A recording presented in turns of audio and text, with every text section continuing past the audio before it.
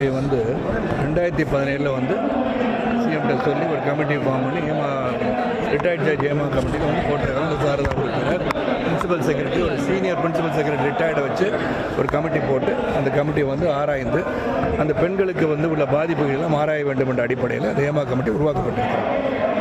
அதில் வந்து கடுமையாக அவங்க வந்து ரொம்ப சிரத்தையை எடுத்துக்கிட்டு என்னென்ன பிரச்சனை இந்த கலை உலகத்தில், அதாவது முக்கியமாக இது வந்து ஃபிலிம் இண்டஸ்ட்ரி சம்மந்தப்பட்ட பெண்களுக்கான பிரச்சனையை வந்து பார்ப்பதற்காகவே முதல் முறையாக இந்தியாவிலேயே ஒரு கமிட்டி ஃபார்ம் பண்ணியிருக்காங்கன்னா இது வந்து ஹேமா கமிட்டி மட்டும்தான்.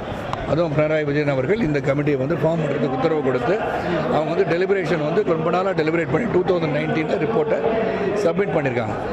அதில் உள்ள கோரிக்கைகள் என்ன என்று சொன்னால், ஒன்று வந்து பேசிக் கம்யூனிட்டிஸ் இல்லாமல் சுகாதார சீர்கேடாக இருக்குதுன்னு சொல்லியிருக்காங்க. முதல்ல அவங்க சொல்கிறது, எங்கள் ஒர்க் பண்ணுற இடத்துல ஒர்க்கிங் அட்மாஸ்பியர் சரியில்லை, எங்களுக்கு வந்து ஒரு டாய்லெட் வசதி இல்லை, இதை வந்து சொல்லியிருக்காங்க. அதுக்கப்புறம் வந்து அவங்களுக்கு வந்து பல பிரச்சனைகள் இருக்குது, செக்ஷுவல் ஹராஸ்மெண்ட்டை பற்றி சொல்லியிருக்காங்க. ஸோ இதெல்லாம் வந்து நடந்திருக்கிறத பற்றி அவங்க வந்து அவங்களுடைய இன் கேமரா அவங்க வந்து எல்லாருக்கும் எதிரையும் அவங்க சொல்ல முடியாது. இன் கேமரா வந்து அவங்க வந்து எல்லோரும் சொல்லியிருக்காங்க. சரி, ரொம்ப பர்சனலாக இருந்துச்சுன்னா நேரடியாக வந்து தனிப்பட்ட முறையில் தனிநபரோடு உட்காந்து ஹேமா கமிட்டியில் அவங்களாம் உட்காந்து கேட்டிருக்காங்க. அதன் அடிப்படையில் அவங்க என்ன சொல்கிறாங்கன்னா, அது வந்து யாரையும் வந்து ஷேம் பண்ணுறதுக்கோ யாரையும் வந்து அவதூறு சொல்வதற்கோ அவங்க எந்த விதத்திலும் பேரை மென்ஷன் பண்ணி அவங்க ஒன்றும் சொல்லலை. இந்த மாதிரி நடைபெறுவது உறுதியாக இருக்கிறது. there is sexual harassment, communities இல்லை, டாய்லெட் வசதி இல்லை, பெண்களுக்கு போக்குவரத்து இருக்குது, கேமரா வைக்கிற அளவுக்குலாம் இருக்குன்றது அந்த கமிட்டியிலே சொல்கிறாங்க. இது மனைவி சொன்னது புதுசாக சொல்ல, அந்த கேமரா அது என்ன சொல்கிறாங்கன்னா, ஒரு தனி அறையில் போய்ட்டு வந்து அவங்க வந்து ட்ரெஸ்ஸை மாற்றிக்கோங்கன்னு சொன்னால் அங்கே கேமரா இருக்குமோன்ற அச்சம் வந்துவிடும் என்பது 38வது சரத்தில் இருக்குது அந்த கமிட்டியில். நான் பார்த்தேன், 38 80 படித்தேன். அப்படி இருக்கும்போது இந்த ஃபியர்ஸ்லாம் இருக்குது அப்படின்னோடனே இதை எப்படி தவிர்ப்பது என்பதை சுட்டிக்காட்டி அதை நிவர்த்தி செய்ய வேண்டும் என்று அரசாங்கத்துக்கு சொல்லியிருக்காங்க. இதுதான் அந்த கமிட்டியில் உள்ள சாராம்சம். அப்புறம் இதில் வந்து கேரள நடிகர்கள்லாம் வந்து இன்வால்வ் ஆகிருக்காங்கன்னு சொல்லி எஃப்ஐஆர் போட்டிருக்காங்கன்னா அது அவங்க தவறு செய்தார்களா இல்லையா என்பதை நிரூபிக்க வேண்டியது அவங்க கடமை. ஆனால் நான் பொத்தமாக எல்லாரையும் பற்றி சொல்ல முடியாது. என்னை பொறுத்த வரைக்கும் எல்லா இப்போ வந்து நாட் ஒன்லி ஃபிலிம் இண்டஸ்ட்ரி, பெண் காவலர்கள் அவங்களையும் வந்து பல தரப்பு குற்றச்சாட்டுகள் வந்துருக்கு. பல இடங்கள் இப்போ வந்து நிர்பயா கொலை இருக்கட்டும், இப்போ கல்கட்டா நடந்த சம்பவம் இருக்கட்டும், எல்லா இடத்துலையும் டாக்டரோட சம்பவம் எல்லாமே ஏதோ ஒரு விதத்தில் ஏதோ ஒரு வந்து சூழ்நிலையில் இதெல்லாம் நடக்குது. அது காரணம் என்னன்னு சொன்னால், எனக்கு வந்து எம்ஜிஆரின் பாடல் தான் வரிகள் ஞாபகம் வருது. ஒன்று தான், எந்த குழந்தையும் நல்ல குழந்தை தான் மண்ணில் பிறக்கையிலே, நல்லவனாகவும் தீவனாகவும் மண்ணை வளர்க்கையில். அப்போ நாம் எதை பார்க்க வேண்டும்? இந்த இதில் இவ்வளோ பெரிய பிரச்சனை இல்லை, மற்றதை பற்றி குற்றம் சொல்லி இவங்க செஞ்சாங்களா அவங்க செஞ்சாங்களா இவங்க செய்யலையானோட திங்க் பண்ணுறதோட நாம் நம் மக்களை எவ்வாறு சீர்படுத்தி கொண்டு செல்ல வேண்டும், எப்படி வளர்க்கணும், இந்த எண்ணமே வரக்கூடாத அளவுக்கு உருவாக்குவது எப்படி தான் நான் நினைப்பேன். நடப்பது பல இடங்களில் எல்லா பகுதியிலும் பிரச்சனைகள் இருக்குது. ஐடி செக்டரில் இல்லையா, பேங்கிங் செக்டரில் இல்லையா, இதெல்லாம் சொல்லிட்டே போனால் அப்புறம் அங்கே இருக்குன்னு சொல்லி இதில் இல்லையா, எங்கெங்கே நடக்குதோ சொல்கிறதுக்கு தைரியம் இல்லை. சில பேர் கேட்குறாங்க, இப்போ வந்து சொல்கிறாங்களே இவங்களுக்கு ஏன் அப்போ சொல்லக்கூடாதான்னு. இப்போ கூட நம்ம மனைவி சொன்னதுக்கே கேள்வி கேட்குறாங்க. சில விஷயங்களே அப்போ சொல்ல வேண்டியது சரி, அவங்களால வந்து தாங்குகின்ற சக்தி சரி, இதை கடந்து போகிற சக்தியோ அதை வந்து அவாய்ட் பண்ணி போகிற சக்தியோ இருந்தனால சில பேர் அப்படி இருக்கலாம். எல்லாருக்கும் அந்த மனப்பக்கம் இருக்காது. அதனால் அந்த வேதனை வெளிப்படுத்துவதற்கு அங்கே போய் சொன்ன இடம், அதுக்காக ஒரு ஹேமா கமிட்டி அமைச்சிருக்காங்க. என்னை பொறுத்த வரைக்கும் நாம் பெண்களை மதிக்க கற்றுக்கணும், தாயை மதிக்க கற்றுக்கணும் தான் பெண்ணை மதிக்க கற்றுக்கணும். அதனால் அந்த பெண்களை மதிப்போம், அதுக்கு பாதுகாப்பு அளிப்பது மிக மிக அவசியம். பாரத பிரதமர் நரேந்திர மோடி அவர்கள் சிறப்பாக சொல்லியிருக்கார். அதாவது பாலியல் வந்து குற்றச்சாட்டுகள் நடைபெறுது, பெண்களுக்கு எதிராக குழந்தைகளுக்கு எதிராக நடைபெறுவது வேதனையாக இருக்குது, கடுமையான தண்டனை. ஸோ அந்த ஒன்று தான் எனக்கு முக்கியம்.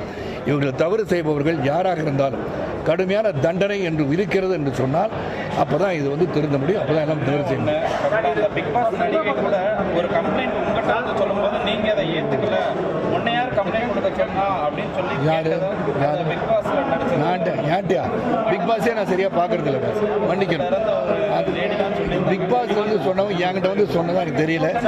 என்கிட்ட வந்து கம்ப்ளைண்ட் வந்து நடிகர் சங்கத்தில் நான் இல்லை, நான் பொதுவாக நடிகர் சங்க உறுப்பினரும் இல்லை. என்கிட்ட யாரும் குற்றச்சாட்டு வந்து சொல்ல போகிறது இல்லை. அதனால் என்கிட்ட வந்து எந்த குற்றச்சாட்டு வந்தாலும் இது எந்த தரப்பட்ட குற்றச்சாட்டு யார் எந்த ஒரு பிரச்சனையை எடுத்துகிட்டு வந்து என்கிட்ட கொடுத்தா நெக்ஸ்ட் மினிட் அதை பற்றி நான் பார்க்குறவனா. நான் ஒரு சாதாரண தலைவன் கிடையாது.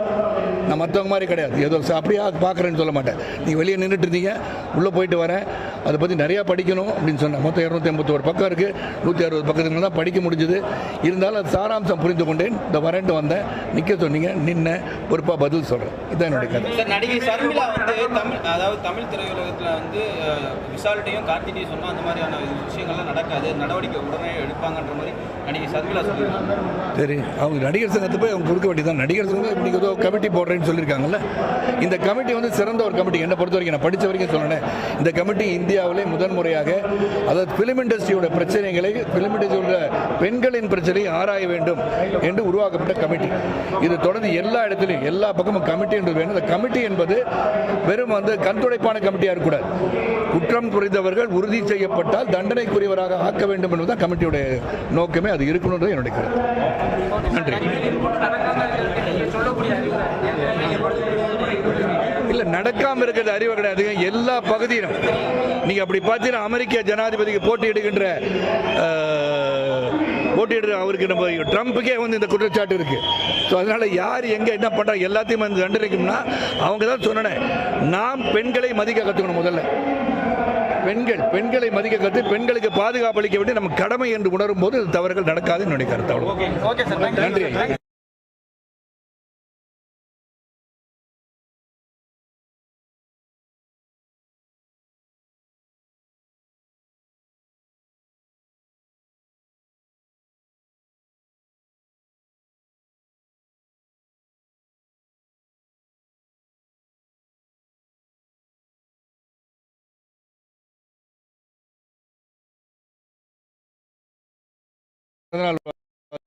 சொல்ல சொல்லிட்டு ஓகே.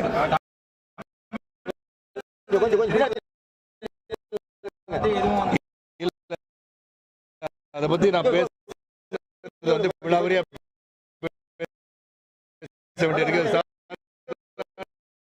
சப்ஜெக்ட் கிடையாது. ஏனோ தான் சொல்ல மாட்டேன். அதை 280 பக்கம் இருக்கு ஏமா கமிட்டி. அதை ஃபுல்லாக படிக்கணும். நான் 160 பக்கம் படிச்சதுனால சொல்றேன்.